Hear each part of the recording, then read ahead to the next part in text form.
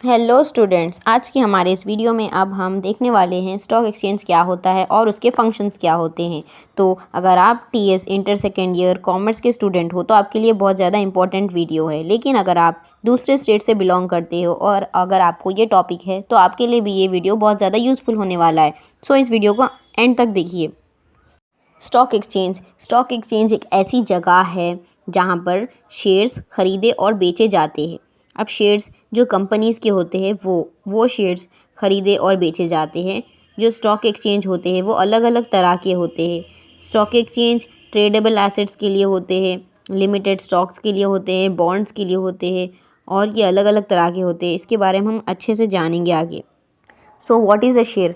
Share एक company का stock होता है। इसका मतलब जब कंपनी बिज़नेस कर रही है और कंपनी को कैपिटल की ज़रूरत पड़ती है, यानी कि अगर कंपनी को पैसों की ज़रूरत पड़ रही है तो वो अपने कैपिटल को बढ़ाने के लिए शेयर्स को निकालती है। मतलब शेयर्स को जब वो निकालती है तो बहुत सारे लोग शेयर में इन्वेस्ट करते हैं, यानी कि हर एक शेयर का एक वैल्यू होता है और हर एक शेयर की एक ओनरशिप होती है। मतलब हर एक शेयर जो एक हिस्सा होता है कंपनी का वो लोग ख़रीदते हैं। क्यों ख़रीदते हैं? क्योंकि उनको इसके लिए रिटर्न्स चाहिए होते हैं। So according to section 246 of the companies act 1956, share एक हिस्सा होता है, एक कैपिटल होता है कंपनी का, यानी कि लोग पैसे देते हैं और उस कंपनी का शेयर खरीदते हैं। जब लोग पैसे देते हैं तो कंपनी को कैपिटल मिल रहा है एंड लोगों को उस कंपनी का शेयर मिलता है क्योंकि उन लोगों ने अपने पैसों को इन्वेस्ट किया है उस कंपनी में। लोग जो शेयर्स ख़रीदते हैं उनको शेयर होल्डर कहा जाता है एंड उनको उस शेयर को ख़रीदने के बदले में उनको उसके लिए पैसे दिए जाते हैं, इन्वेस्टमेंट मिलता है जिसको डिविडेंड कहा जाता है। लोग ये सोचते हैं कि अगर हम इस कंपनी का शेयर ख़रीद लेंगे तो हमें डिविडेंड्स मिलेंगे, यानी कि हमें बहुत ज़्यादा पैसे मिलेंगे। इस तरह से लोग उसमें इन्वेस्ट कर लेते हैं। अगर कंपनी आगे बढ़ती है और अगर कंपनी को बहुत ज़्यादा प्रॉफिट होता है तो उसके शेयर होल्डर्स को भी प्रॉफिट होता है। लेकिन अगर कंपनी लूज़ होती है, यानी कि अगर कंपनी के अंदर बहुत ज़्यादा लॉसेस हो रहे हैं और अगर कंपनी डूबने की कगार पर है तो उसके शेयर होल्डर्स भी डूब जाते हैं। Stock exchange is an organised secondary market. जो स्टॉक मार्केट है वो एक सेकेंडरी मार्केट है, क्योंकि मार्केट दो तरह की होती है, primary market and secondary market. And इसके ऊपर भी हम एक वीडियो बनाने वाले हैं जो आप देखकर समझ सकते हैं। तो यहाँ पर मैं बताना चाहूँगी कि सेकेंडरी मार्केट एक ऐसी जगह है जहाँ पर इन्वेस्टर्स खरीदते और बेचते हैं सिक्योरिटीज़ को दूसरे इन्वेस्टर्स से। यानी कि अगर आप एक एप्पल कंपनी का स्टॉक खरीदना चाहते हैं तो आपको स्टॉक इन्वेस्टर्स से ख़रीदना पड़ेगा जो ऑलरेडी इस स्टॉक को ख़रीद चुके हैं। यानी कि जो इन्वेस्टर्स एप्पल की कंपनी में ऑलरेडी इन्वेस्ट कर चुके हैं उन लोगों से आपको वो स्टॉक ख़रीदना पड़ेगा, जब ही आप इस स्टॉक के अंदर आ सकते हैं और आप सेकेंडरी मार्केट में आ सकते हैं। और इसी को सेकेंडरी मार्केट कहा जाता है। यहाँ पर एप्पल का कोई लेना देना नहीं है क्योंकि यहाँ पर आपने स्टॉक को इन्वेस्टर से ख़रीदा है। सिक्योरिटीज़ क्या है? सिक्योरिटीज़ एक तरह की फाइनेंशियल इंस्ट्रूमेंट्स है। फाइनेंशियल इंस्ट्रूमेंट्स यानी कि लोग अपने पैसों को इन्वेस्ट करते हैं और वो समझते हैं कि उनका पैसा सिक्योर हो चुका है। वो अपने पैसों को अलग अलग तरह की इन्वेस्टमेंट्स में लगाते हैं, जैसे कि stocks, bonds, mutual funds, ETFs, derivatives, hedge funds. ये लोग इसमें पैसे इसीलिए लगाते हैं क्योंकि ये सोचते हैं कि इनको उस पैसे के ऊपर थोड़े से रिटर्न्स मिलेंगे, यानी कि उनका पैसा डे बाय डे ग्रो होता रहेगा। स्टॉक एक्सचेंज एक सेकेंडरी ऑर्गेनाइज्ड मार्केट है जहाँ पर लिस्टेड सिक्योरिटीज़ को लाया जाता है और सेल किया जाता है इन्वेस्टर्स के द्वारा। और यहाँ पर जो होल्डर ऑफ सिक्योरिटीज़ है वो इजीली एक इमीडिएट बायर को ढूंढ सकते हैं, और जो एक बायर है, जो एक इंसान है जो सोच रहा है कि उसको सिक्योरिटीज़ चाहिए, वो इजीली एक सेलर को ढूंढ सकता है। और स्टॉक एक्सचेंज इसमें हेल्प करता है कि दोनों लोगों को रीज़नेबल फेयर प्राइस मिले, यानी कि यहाँ पर सेलिंग एंड बाइंग बहुत इजी है और यहाँ पर स्टॉक एक्सचेंज इसको आसान बना देता है। सिक्योरिटीज़ को लिस्ट कराना भी बहुत ज़्यादा ज़रूरी होता है और सिक्योरिटीज़ को किस तरह से लिस्ट किया जाता है इसके बारे में भी हम एक वीडियो बनाएंगे। ये जो टास्क होता है बाइंग एंड सेलिंग का, ये एक मेंबर्स जो होते हैं स्टॉक एक्सचेंज के, वो लोग मिलकर काम करते हैं। उनका ये टास्क होता है कि ये काम को किस तरह से आगे बढ़ाना है और इसके अंदर बहुत सारे लोग इन्वॉल्व होते हैं, जैसे कि कमीशन ब्रोकर, जॉबर, तरवनी वाला, एक्सेट्रा। स्टॉक एक्सचेंज के दो ऑपरेटर्स होते हैं, जॉबर एंड स्टॉक ब्रोकर। जॉबर कौन होता है? जॉबर एक ऐसा इंसान होता है जो सिक्योरिटीज से इंडिपेंडेंटली डील करता है, यानी कि ये अपनी खुद ही से परचेज करता है एंड सेल करता है सिक्योरिटीज़ को अपने खुद के नाम पर। और जो जॉबर होता है वो एक ब्रोकर के साथ डील कर सकता है और दूसरे जॉबर्स के साथ भी डील कर सकता है, लेकिन वो जो स्टॉक एक्सचेंज के नॉन मेंबर्स है, यानी कि जो स्टॉक एक्सचेंज के लोग नहीं हैं, उनके साथ ये डील नहीं कर सकता है। और ये अपने प्रॉफिट के लिए काम करता है और ये सिर्फ लिमिटेड नंबर ऑफ़ शेयर्स के साथ ही डील कर सकता है।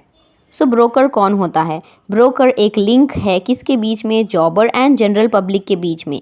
मैंने आपको बताया था कि जॉबर ब्रोकर के साथ डील कर सकता है, तो जॉबर के बाद ब्रोकर का काम होता है कि वो जनरल पब्लिक से डील करे और ये लार्ज सिक्योरिटीज़ के साथ डील करता है, लार्ज वैरायटी ऑफ सिक्योरिटीज़ के साथ डील कर सकता है ब्रोकर। और जो ब्रोकर होता है वो अपने कमीशन के लिए काम करता है।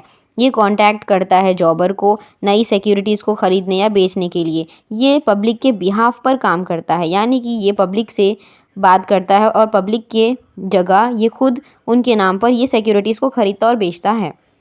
जो एक्टिविटीज़ है स्टॉक एक्सचेंज के, उनको कौन रेगुलेट करता है? इसको securities and exchange board of India regulate करता है, जिसको हम सेबी भी कहते हैं।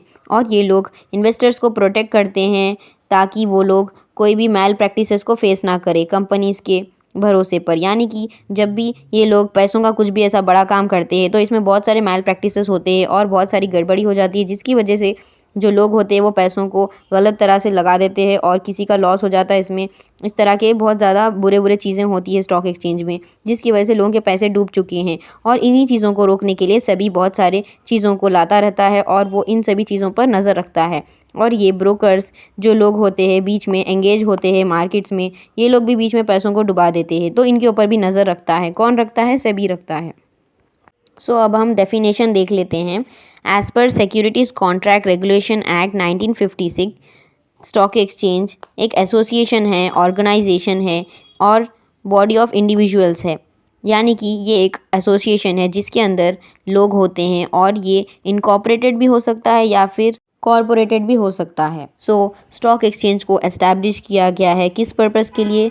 assisting, regulating and controlling the business in buying, selling and dealing in securities। इसका मतलब है कि जो लोग बाइंग एंड सेलिंग करते हैं सिक्योरिटीज़ को, इन सभी चीज़ों को कंट्रोल करने और इनके ऊपर नज़र रखने के लिए स्टॉक एक्सचेंज को बनाया गया है। अब हम समझ चुके हैं कि स्टॉक एक्सचेंज क्या होता है। अब हम देखते हैं कि इसके फंक्शंस क्या क्या होते हैं। Provides infrastructure for trading. इसका ये मतलब है कि जो स्टॉक एक्सचेंज होता है वो इंस्टेंट ट्रेडिंग में मदद करता है, यानी कि यहाँ पर आते कि लोग अपनी ट्रेडिंग को शुरू कर सकते हैं इंस्टेंटली। यानी कि इसके अंदर इन्वेस्टमेंट बहुत ज़्यादा होता है और लोग यहाँ पर ऑलरेडी रेडी होते हैं। जैसे मैंने बताया था कि यहाँ पर रेडीली हमें सेलर्स एंड बायर्स मिल जाते हैं और इजीली यहाँ पर मार्केट ऑलरेडी चल रही होती है और एक कंटिन्यूस मार्केट होती है सिक्योरिटीज़ के लिए, तो यहाँ पर कंटिन्यूसली बाइंग एंड सेलिंग चलती रहती है। Provides information regarding prices. जो स्टॉक एक्सचेंज है यहाँ पर सेंसिबल इन्फॉर्मेशन दिया जाता है रिलायबल सोर्सेज से और पब्लिशर्स से इन्वेस्टर्स को। किसके बारे में? प्राइसेस ऑफ सिक्योरिटीज़ के बारे में। यानी कि यहाँ पर हर चीज़ प्राइसेस के बारे में हमें बताई जाती है और यहाँ पर प्राइसेस को छुपाया नहीं जाता है। और जो इन्वेस्टर होता है उसको पता होता है कि प्राइस क्या है और वो इस होल्डिंग्स के प्राइसेस को जानकर ही उसमें इन्वेस्ट करता है। Protects investors wealth. यानी कि जो स्टॉक एक्सचेंज है ये इंटरेस्ट एंड वेल्थ, जो पैसे होते हैं और जो इंटरेस्ट है वो इन्वेस्टर्स के, उसको प्रोटेक्ट करता है। किस तरह से? By enforcement of its rules and regulations. यानी कि स्टॉक एक्सचेंज के कुछ रूल्स एंड रेगुलेशंस जिसको फॉलो करना पड़ता है। Provides liquidity. यानी कि जो होल्डर है सिक्योरिटीज़ का वो इन सिक्योरिटीज़ को इजीली जल्द से जल्द बेचकर उसको कैश में कन्वर्ट कर सकता है। यानी कि जो सिक्योरिटीज़ होते हैं उनको इजीली सेल किया जा सकता है किसी भी नए बायर को जब भी वो सेलर चाहता है, क्योंकि लिक्विडिटी उसी को कहा जाता है कि आपके हाथ में कितनी जल्दी कैश आ रहा है। यानी कि आप जल्द से जल्द उन सिक्योरिटीज़ को सेल कर पाते हैं और आपके हाथ में कैश आ जाता है, आपको वेट करने की ज़रूरत नहीं पड़ती है। Helps to raise new capital. जैसे कि मैंने बताया था कि कंपनी अपने कैपिटल को बढ़ाने के लिए शेयर्स को निकालती है, तो helps to raise new capital इसका ये मतलब है कि जब कंपनी को पैसों की ज़रूरत पड़ती है तो वो लोग शेयर्स निकालते हैं। तो जैसे मैंने आपको बताया था कि हर कंपनी को शेयर्स की ज़रूरत पड़ती है, तो यहाँ पर जो रिक्वायरमेंट है एडिशनल कैपिटल की हर एक एग्जिस्टिंग कंपनी की वो पूरी की जा सकती है। यानी कि इस रिक्वायरमेंट को किस तरह से वो लोग फुलफ़िल कर सकते हैं? By issuing the right shares through the stock exchange. So इसका ये मतलब है कि जब कंपनी को पैसों की ज़रूरत पड़ती है, कैपिटल की ज़रूरत पड़ती है, तो वो लोग अगर सही तरह से शेयर्स को निकालेंगे तो लोग उसमें इन्वेस्ट करेंगे और उस तरह से स्टॉक एक्सचेंज की वजह से कंपनीज़ को कैपिटल मिलेगा। एक्ट्स एज ए बैरोमीटर, यानी कि जो एक एफिशिएंट स्टॉक एक्सचेंज होता है वो एक बैरोमीटर की तरह है, यानी कि वो मेजर कर पाता है कि बिज़नेस कंडीशंस कंट्री के किस तरह से है। वो एक मेजर करने की मशीन की तरह है, इस तरह से कहा गया है। Increases credit worthiness of A company, यानी कि एक कंपनी जो अपने शेयर्स को लिस्ट कराती है स्टॉक एक्सचेंज में, उस कंपनी को बहुत अच्छी तरीके से रेपुटेशन दिया जाता है, यानी कि वो कंपनी बहुत अच्छा रेपुटेशन पाती है। Minimises the dangers of speculation. By following the rules and regulations of the act, it minimizes the danger of speculative dealings and price manipulations। यानी कि ये जो स्टॉक एक्सचेंज होता है इसमें बहुत सारे प्रॉब्लम्स होते हैं, स्पेक्यूलेटिव डीलिंग्स होती है, जैसे कि कई सिक्योरिटीज़ ऐसी हो जाती है कि उसका प्राइस अचानक गिरने वाला होता है और वो अपने वैल्यू को लूज़ करने वाली होती है, और ऐसा भी हो सकता है कि उसका प्राइस बढ़ भी जाए। तो इस तरह की चीज़ों को रोकने के लिए और प्राइस मैनिपुलेशंस को रोकने के लिए, यानी कि किसी का लॉस ना हो और वो लोग प्रॉपरली बिज़नेस को कर पाएँ और सेल और बाई कर पाएँ सिक्योरिटीज़ को, इस तरह से देखा जाता है और इसको इम्प्लीमेंट किया जाता है by following the rules and regulations. Facilitate speculation, यानी कि जैसे मैंने आपको कहा है कि कई बार सिक्योरिटीज़ को बिल्कुल ज़ीरो कहा जाता है और कई बार सिक्योरिटीज़ जो लोग इन्वेस्ट करते हैं उसको लॉस कहा जाता है, यानी कि उस चीज़ की वैल्यू नहीं रहती है। तो कई बार इससे लोगों का लॉस हो जाता है जो इन्वेस्ट करते हैं, लेकिन इसमें बिजनेसमैन का बहुत ज़्यादा प्रॉफिट होता है। सो कई बार स्टॉक एक्सचेंज में बिजनेसमैन का बहुत ज़्यादा प्रॉफिट हुआ है क्योंकि इसमें लोगों का लॉस हुआ है, क्योंकि इसके अंदर सिक्योरिटी जो प्राइजेस होते हैं सिक्योरिटी के उसमें बहुत ज़्यादा फ्लक्चुएशंस हुए हैं। अगर आपने समझिए 100 रुपये की 100 रुपये की एक सिक्योरिटी खरीदी है तो उसका अगले ही मोमेंट पे प्राइस 0 भी हो सकता है या फिर 1000 भी हो सकता है। इस तरह से प्राइस फ्लक्चुएशंस होते हैं जिसकी वजह से जो इन्वेस्ट करते हैं कॉमन पर्सन उनका लॉस हो जाता है, लेकिन इसमें बिजनेसमैन का बहुत ज़्यादा प्रॉफिट हो जाता है, जिसकी ये कंपनी होती है उनका प्रॉफिट होता है। सो आई होप कि आपको स्टॉक एक्सचेंज के बारे में बहुत कुछ समझ में आ चुका होगा। अगर आपको कोई डाउट्स है तो आप अपने कमेंट सेक्शन में पूछ सकते हैं, या फिर आप अगर कुछ चीज़ लिखना चाहते हैं, कॉम्प्लीमेंट देना चाहते हैं तो भी दे सकते हैं। Okay guys, so thank you for watching and do not forget to subscribe this channel. Okay, I am making this videos for you all, so please support me.